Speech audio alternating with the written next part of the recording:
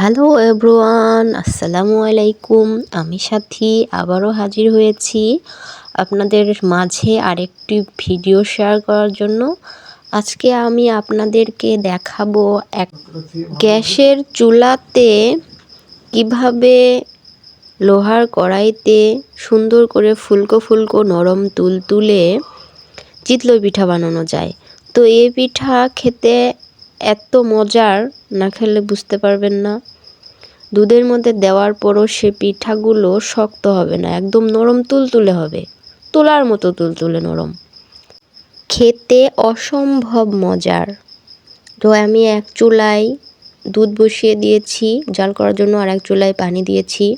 দুধের মধ্যে আমি কয়টা এলাচ, তারপর দারচিনি এগুলো দিয়ে দিলাম, সাথে দিয়ে দিলাম চিনি। এক পাশে দুধ গরম হবে আর এক পাশে পিঠা বানাবো। তো পানি হয়ে গেছে, দেখো পানিগুলো কেমন বলক এসেছে। বলক আসা পানি দিয়ে কিন্তু আটাটা রেডি করতে হবে, তাছাড়া কিন্তু পিঠাগুলো নরম তুলতুলে হবে না। আমি কিন্তু আজকে কোনো রকম বেকিং পাউডার, বেকিং সোডা বা অন্য কিছুই ব্যবহার করব না, শুধুমাত্র পানি দিয়েই নরম তুলতুল পিঠা তৈরি করা যায়। একটু লবণ দিয়ে দিলাম, পানি গরম করে একদম বলক তুলতে হবে। তো দেখতেই পাচ্ছেন আমি আটার মধ্যে গরম পানি ঢেলে দিয়েছি এবং মেখে নিয়েছি, ভালো করে গুলে নিয়েছি। এই যে দেখেন কীরকম হয়েছে। আটাগুলো নিশ্চয়ই আপনারা সবাই পারেন কম বেশি। তো গুলে নেওয়ার পরে এই গরম কড়াইতে দিয়ে দিলাম একটা পিঠা। পিঠাটা কেমন হয়েছে দেখলেই বুঝতে পারবেন কতটা নরম হয়েছে এবং কতটা ফুলে উঠেছে। এই পিঠা কিন্তু এভাবেই গরম পানি বেশি গরম করতে হবে, কারণ এখন প্রচুর শীত, তো পানি বলক আসলে তারপরেই আটার মধ্যে দিতে হবে। দিয়ে এই পিঠা বানালে নরম যেমন হবে তেমন হবে ফুলকো। পিঠা ফুলকো না হলে ভেতরে সেদ্ধ হয় না আর খেতেও ভালো লাগে না। আর দুধ পিঠাতে পিঠা নরম না হলে আরই তো ভালো লাগে না খেতে। তো আমি পিঠা একটা তুলে দেখিয়ে দিলাম কীরকম হয়েছে, নরম তুলতুলা ও ফুলকো। আমি আরও একটা পিঠে বানিয়ে দেখিয়ে দিচ্ছি যে কীরকম করে বানাতে হবে। আমার আরও একটা পিঠা হয়ে গেছে, সে পিঠা অনেক কাছ থেকে আপনাদেরকে দেখাবো যে পিঠাটা কীরকম হয়েছে। দেখুন কতটা ফুলকো হয়েছে।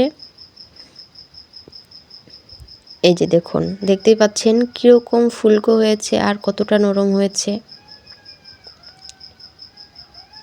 দেখেই বুঝতে পারছেন নিশ্চয়ই অনেক নরম হয়েছে।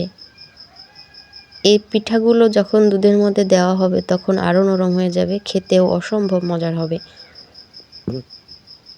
নরম তুলতুলো না হলে পিঠাগুলো দুধের মধ্যে দিলে আরও শক্ত হয়ে যায়, তখন আর খেতে ভালো লাগে না। এই যে এখন এই পর্যায়ে আমি দুধের মধ্যে একটু গুঁড়ো দুধ দিয়ে দিলাম। লিকুইড দুধের মধ্যে গুঁড়ো দুধ না দিলে পিঠা বেশি মজা হয় না। এখানে 4টা 10 টাকা দামের প্যাকেটের সমান দুধ আছে। গুঁড়ো দুধটা দিলে পিঠাটা খেতে আরও বেশি মজা হয়। এখন আমি পিঠাগুলো দুধের মধ্যে দিয়ে দিলাম, একটা একটা করে দুধের মধ্যে সবগুলো ছেড়ে দিলাম। দুধের মধ্যে সবগুলো পিঠা ছেড়ে দিয়ে একটু ভিজিয়ে দিলাম। ভিজিয়ে দেওয়ার পরে এটা আমি ঢাকনা দিয়ে ঢেকে দেব। এই তো দেখিয়ে দিচ্ছি কীরকম নরম হয়েছে, দেখুন, দেখলে বুঝতে পারবেন, বুঝতেই তো পারছেন। হাত দিয়ে দেখিয়ে দিলাম কতটা নরম হয়েছে, নরম তুলতুলা, একদম তোলার মতো নরম হয়েছে। এই পিঠাগুলো খেতে আরও বেশি মজা হয়েছে। আজকের ভিডিওটা এই পর্যন্তই ছিল। আমার রেসিপিটি যদি আপনাদের ভালো লাগে তো অবশ্যই একটা লাইক দিয়ে দিবেন আর কমেন্টে জানাবেন কেমন লেগেছে। পরবর্তীতে কী রেসিপি দেখতে চান তাও আমাকে জানাবেন। আল্লাহ হাফেজ।